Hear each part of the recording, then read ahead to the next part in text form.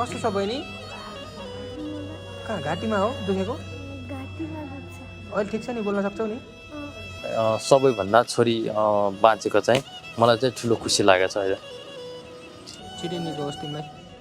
अब तपाईँ त आफै पनि त भाग्यले बाँच्नु भयो नि हैन? तपाईको सम्पूर्ण घर परिवार त्यो दिमागले कामै गरेन। सिचुएसन बताइदिनु न, किनकि एक्कासी भूकम्प गयो, घरहरू भत्कियो, मान्छे चिच्याउन थाले, बचाउ भन्न थाले, बत्ती पनि गयो, बत्ती पनि थिएन, रातको समय मध्यरातको मोबाइल सबै गयो। हजुर, मोबाइल पनि चलेन, पुलिसलाई खबर गर्न पनि पाएन है। हजुर, के थियो बताइदिनु? त्यतिखेर चाहिँ अब हामी ठ्याक्कै सुतेको कोठाको चाहिँ पुरै माथिसम्म तलसम्मको चाहिँ उता साइडमा जानु भनेको त भाग्यको कुरा त हो नि सर। 1 बजे होस आयो भनेपछि निकै समय चाहिँ बेहोस अवस्थामै थियो।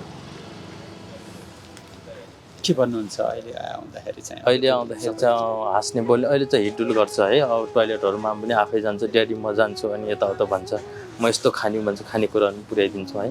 अहिले चाहिँ अलि अवस्था ठिकै छ। कति वर्ष कि हुन्छ? 12 वर्ष पछि छ। 12 वर्ष 7मा पर्छ। 7मा पर्छ। अनि त्यहाँबाट यहाँसम्म आइपुग्दा के भोग्नुभयो?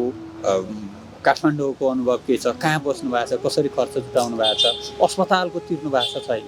अस्पताल चाहिँ अहिलेसम्म मैले तिरेको छैन। औषधि चाहिँ त्यति लाग्दा पनि लागेको छैन।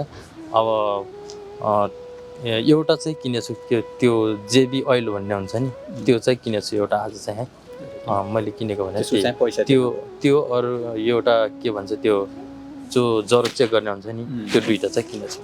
थर्मोमिटर र हजुर एउटा जेबी ओइल चाहिँ किन्नुको होइन? हजुर, त्यो चाहिँ आफ्नै उसले तिर्नुको, बाँकी चाहिँ हजुर अस्पतालले नै, बाँकी चाहिँ अस्पतालले गरिरहेको।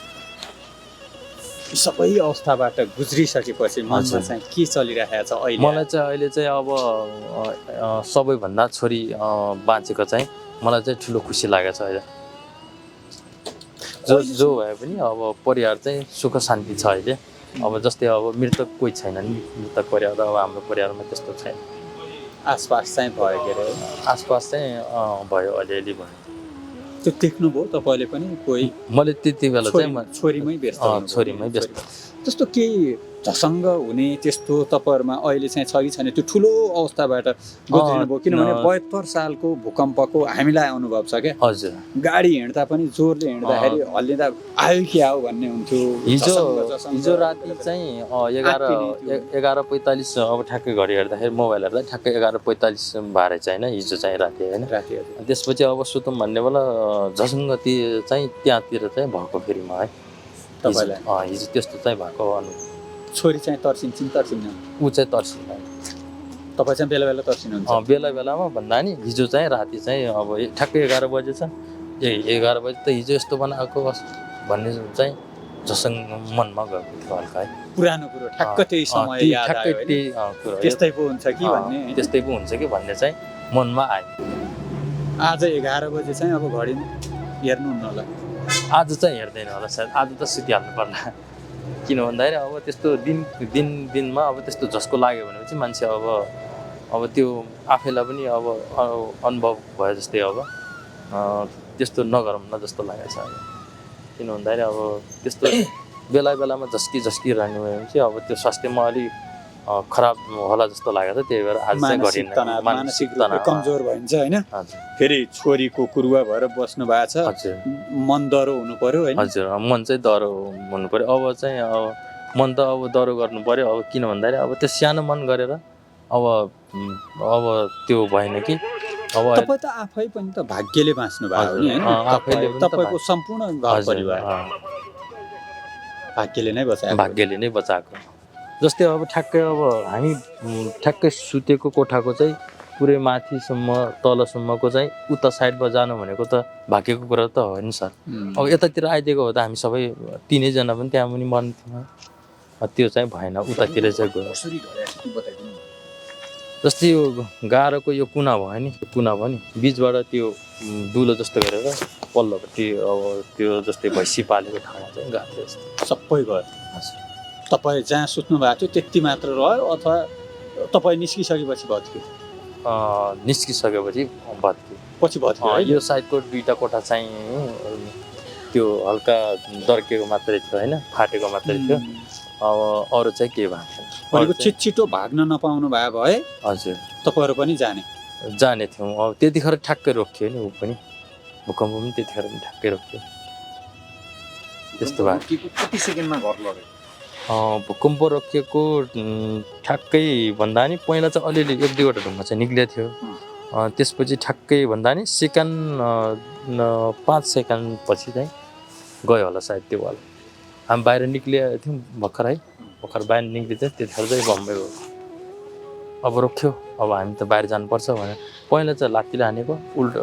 अब बाहिर भित्र तान्ने ढोकालाई चाहिँ यतातिरबाट बाहिर हान्नुभयो, उसले झट्का दिएर झन् आफै भित्र आयो, खुल्यो होइन। हेर्दै घर बगर जस्तो बन्यो कि? हजुर, घर त सबै गइहाल्यो नि, मैदान भयो होला, पुरै धुलामे भयो होला नि, टुटो माटो होइन। हजुर, त्यो धुवाँ उड्यो होला पुरै। पुरा बाहिर त हेर्न नसकिने जति भयो, पुरै मुस्लो होइन। हजुर, के भन्नुहुन्छ? त्यति बेला के थियो? मान्छेहरू रुनी कराउने बचाउ भन्ने मेरो एकदम कोलाहलपूर्ण अवस्था थियो। रुने मर्ने कराउने गरिरहेको थियो। अब छिमेकीहरू त्यहाँ त अब हाम्रो फेरि अब रुकुमतिर भनेको तल बगरमा एउटा यहाँ गर्छ, एउटा यता छ, पुरै यस्तो गोलो तरिकाको छिमेकी जस्तै। अब पाहाडमा त कसैको घरहरू चाहिँ अलग हुन्छ नि, अलिक पर दूरीमा। हाम्रो चाहिँ त्यस्तो छैन। फेरि माथि लेखमा पनि सँगै छन्, साथै घना बस्ती तल बेसीमा पनि त्यस्तै छ। मनमा के चलिरहेको थियो मनमा त्यो बेला त्यही बेला के सुरुमा त सोच्नै सक्नु भएन होला। हजुर, त्यसपछि के चलिरहेको थियो? त्यसपछि सोचाइ चाहिँ के आएको थियो भने अब सबै घरहरू त गइसक्यो। अब घर मान्छेहरू त अब बच्यो, जति बच्यौँ बच्ने जस्तो भयो। त्यसपछि अब ठ्याक्कै त्यतिखेर चाहिँ त्यतिखेरको चाहिँ याद चाहिँ फिल भएको छैन सर मलाई।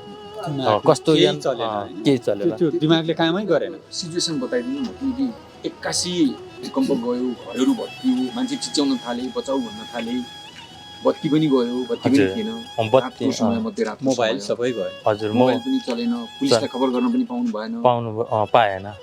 हजुर, के थियो बताइदिनु? त्यतिखेर चाहिँ अब के थिएन, त्यस्तो सुनसान थियो। अब वरपरको दाइहरूले अब कता के भन्यो होला नि। त्यसपछि चाहिँ अब बल्ल चाहिँ रोड पनि पुरै ब्लक भएको थियो है। त्यहाँको अब मध्यपश्चिम हाइवे रोड छ त्यहाँ है, त्यो चाहिँ लगभग पुरै चाहिँ ब्लक, तल चौरदारीदेखि लिएर माथि खलङ्गासम्म पुरै ब्लक थियो हल्का। पछि जेसिबी लिएर हाल्यो। अनि त्यसपछि बल्ल चाहिँ माथि रुकुम खलङ्गा चाहिँ हस्पिटलसम्म पुग्ने क्षमता जस केही समय दिमागले कामै गरेन काम चाहिँ गरेन। त्यस्तो झस्कासम्म कति समयपछि चाहिँ दिमागले अब सोच्न थाल्यो, अलिकति हुन्छ नि यसो गर्ने त्यसो गर्ने भनेर, त्यो केही समय शून्यतामा बित्यो नि। हजुर, अब चाहिँ अबको दिनहरूमा चाहिँ कसैलाई पनि यस्तो नहोस् भन्ने चाहिँ मनमा त्यतिखेर चाहिँ अलिअलि सायद याद आयो होला। मेरो त्यति फिल छैन मसँग। गाउँ टोलमा त्यो भग्नावशेष जुन भत्किएको घर भएको ठाउँमा सरकारी उद्धारकर्मी चाहिँ कहिले आए, कति घन्टापछि आए? त्यो चाहिँ मलाई थाहा भएन सर। त्यो चाहिँ थाहा भएन, त्यतिसम्म चाहिँ मलाई थाहा भएन। उद्धार चाहिँ के भन्छन्, उद्धार चाहिँ अब हिजो दिउँसो चाहिँ गऱ्यो भन्छन् होइन। अब हामी त यहाँ काठमाडौँ हिँडिसकेका थियौँ। तपाईँ पनि त्यही हो, नेपालगञ्ज भनेर चढ्नु भयो, काठमाडौँ पुग्नु भयो? हजुर, नेपालगञ्ज चढ्नुभयो, ओर्लिँदा काठमाडौँ हो। त्यही हो। के कारणले यस्तो भयो? खै अब त्यो थाहा भएन। अब त्यो मन्त्री परिषदहरूले अब के गरेको थियो, अब त्यो के थाहा भएन। त्यतिखेर त्यो कुराहरू थाहा भएन के कुरा। तर ठिकै छ, व्यवस्थाहरू यताउति ठिकै लागेको छ होइन यहाँको पनि। हजुर, किसिमको।